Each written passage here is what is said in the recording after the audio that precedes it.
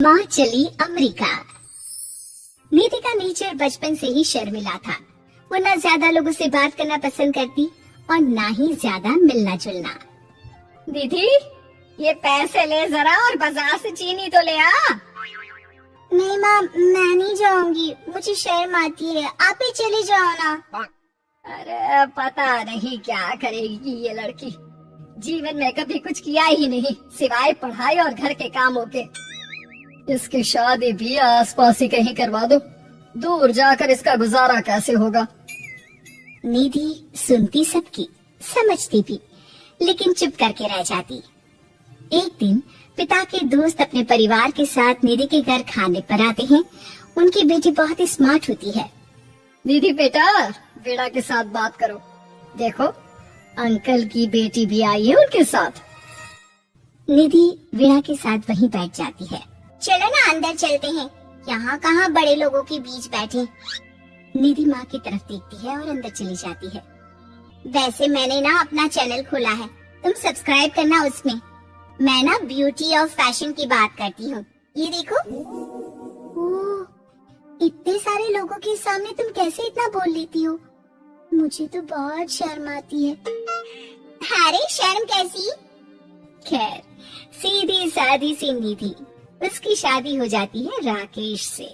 राकेश एक स्मार्ट लड़का था, उसे घूमना फिरना पसंद था, लेकिन निधि का शर्मिला व्यवहार वो समझ जाता है। अरे निधि, घर से बाहर क्यों नहीं निकलती? लोगों से मिला जुला करो, तभी तो पता चलेगा ना कि दुनिया कैसी है। क्या करना है पता करके? शादी से पहले पापा और अब आप। ठीक है ना, मुझे ज्यादा दुनियादारी में नहीं पड़ना। निधि की जिंदगी ठीक ठाक चल रही थी। उसके 2 लड़के होते हैं, दोनों को वो पढ़ाती लिखाती, उनका ख्याल रखती। निधि, 25 साल हो गए शादी को, दोनों बच्चे सेटल हैं। हम लोगों ने शहर में 2 मकान भी ले लिए। दोनों की शादी वक्त का पता ही नहीं चला कैसे उड़ गया। हाँ, ये तो है। मैं खुश हूँ, जिम्मेदारियाँ आती रही, मैं निभाती रही, और क्या चाहिए। देखो, मैंने सोचा है कि अब हम लोग अमेरिका जाकर रहेंगे।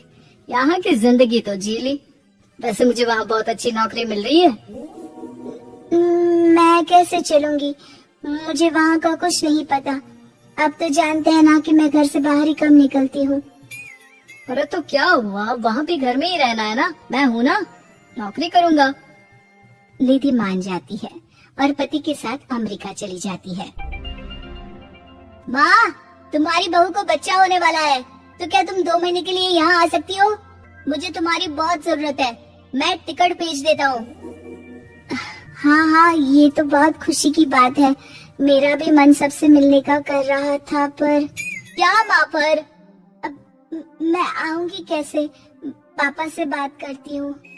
देखो माँ, प्लीज बहाना मत बनाना, तुम जानती हो ना इस वक्त में मैं किसी पर भरोसा नहीं कर सकता हूँ। निधि पति को सारी बात बताती है। क्या आप भी चलेंगे?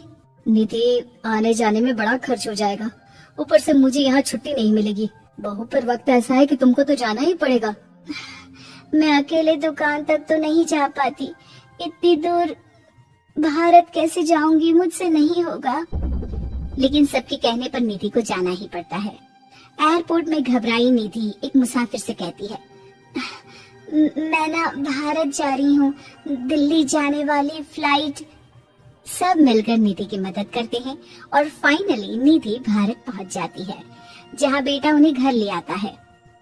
वाह माँ जी, यहाँ तो मैं भोपाल तक नहीं जा पाती, आप अमेरिका से आ गई। भाई चालाकी तो औरतों में होनी ही चाहिए, यहाँ हम बुद्धू के बुद्धू रह गए। निधि इतनी दूर और लंबा सफर करके थक जाती है, वो चुपचाप बैठ जाती है। बैठना नहीं है माँ जी, बच्चा पकड़ना है, ये लीजिए। और हाँ, घर का काम तो मैं करूँगी नहीं, जानती है ना शरीर कच्चा सा है, तो मुन्नी को सुलाकर कुछ बना लीजिएगा। निधि को बहू का व्यवहार बहुत बुरा लगता है। जैसी भी थी, पिता और पति की हमेशा लाडली रही थी निधि। निधि बेटी की तरफ देखती है। माँ, वो काम वाली कोई मिल नहीं रही है ना, मैं देखने की कोशिश तो कर रहा हूँ, जैसे ही मिल जाएगी वो संभालेगी सारा काम। अरे कैसी बात कर रहे हो? जब पहले मैंने कहा था कि अमेरिका से इनके टिकट में जो पैसा खर्च कर रहे हो उतने में नौकरानी रख लो, तो नहीं, मेरी बात पर विश्वास नहीं था कि मेरे बच्चे को अच्छे से नहीं संभालेगा।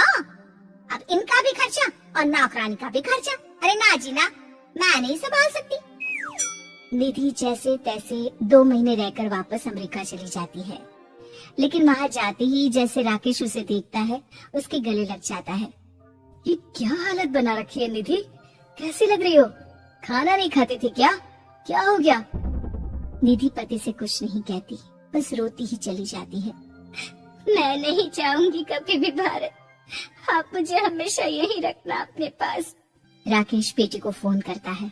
तुम्हारी माँ की जो दुर्दशा करके तुमने भेजा है ना, मुझे पता होता तो मैं अपनी बीवी को कभी तुम्हारे पास नहीं भेजता। पापा, आप तो रीना का नेचर जानते हैं ना, वो माँ पर हावी रहती थी। अब मैं तो ऑफिस चला जाता था, वो माँ पर जुल्म करती है और माँ भी इतनी सीधी है कि चुपचाप सहती रही। मुझे माफ कर दीजिए पिताजी। खैर, राकेश कहता भी क्या, प्यार दुलार के साथ अपनी निधि को संभालने में लग जाता है। लेकिन कहते ना, वक्त हमेशा एक सा नहीं रहता। अमेरिका में ही राकेश की मृत्यु हो जाती है और निधि अकेली रह जाती है। बड़ा बेटा कहता है, माँ भारत चलो ना, हम लोग साथ रहेंगे। निधि को जैसे ही वो सब सीन्स याद आते हैं वो परेशान हो जाती है। समझ में नहीं आता कि पति के बिना अब जीवन कैसे चलाएगी। मैंने सारा जीवन घर का काम किया, घर देखा और जिंदगी चलाई, लेकिन जिस घर में रही सबने प्यार दिया, मैं वहाँ नहीं जाना चाहती।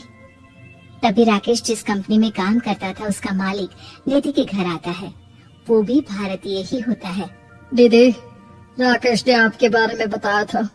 जब से आप भारत से लौटी थी उसे आपकी बहुत चिंता रहती थी, इसलिए उसने मुझसे कहा था कि कभी अगर वो ना रहे तो मैं आपको ये पैसे दे दूं। और हाँ, हम लोगों की कंपनी में आपके लिए नौकरी भी है। निधि पति के पैसे देकर मन में तसल्ली करती है और नौकरी के लिए हाँ कर देती है। अरे पागल है क्या माँ, कैसे नौकरी करोगी?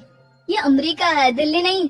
वहाँ तो तुम घर से निकल भी नहीं पाती थी, यहाँ कैसे? मेरे पति, मेरे पिता मुझे खुश देखना चाहते थे। वो लोग जब तक थे मुझे किसी चीज के लिए न फोर्स किया, न कभी कमी होने दी। पर अब मुझे जीवन जीने के लिए घर से निकलना ही होगा। बेटा, तुम तो अगली फ्लाइट से भारत लौट जाओ, मैं यहीं खुश हूँ।